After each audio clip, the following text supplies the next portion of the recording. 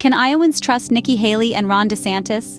This question has come to the forefront of political discourse, and the answer may lie in a rivalry that's as old as the states themselves. It all began when Nikki Haley, former UN ambassador, suggested that New Hampshire Republicans have a superior track record in selecting presidential candidates. This statement sparked a feud between Iowa and New Hampshire, two states known for their early and influential roles in the presidential nomination process. Haley's comment didn't go unnoticed. Florida Governor Ron DeSantis and his allies quickly jumped to criticize her, further fueling the fire. The dispute has brought into focus the historical voting patterns of New Hampshire and Iowa Republicans.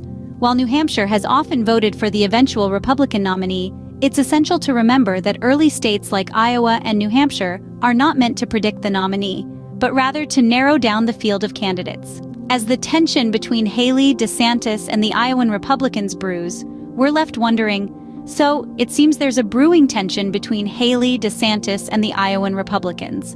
Now, let's turn our attention to former President Donald Trump's significant lead in Iowa.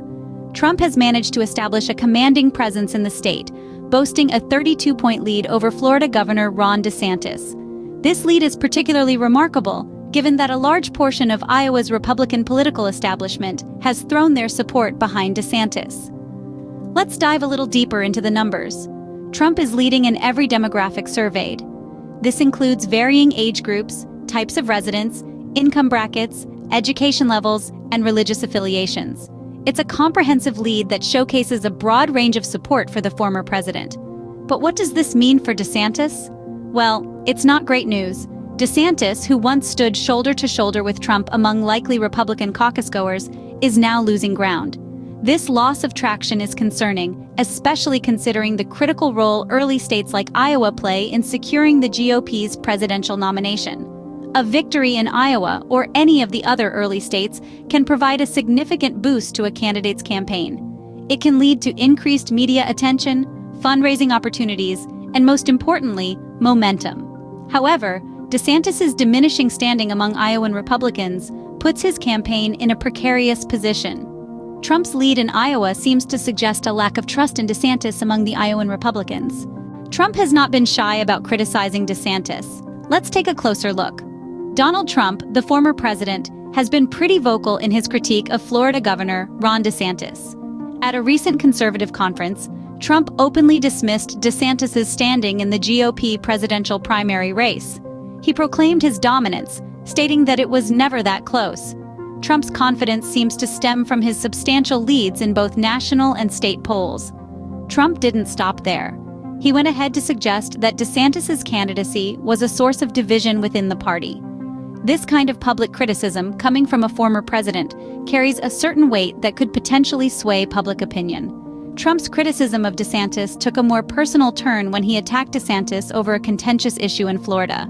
He pointed out that insurers were stopping policies in Florida due to an increase in natural disaster risks.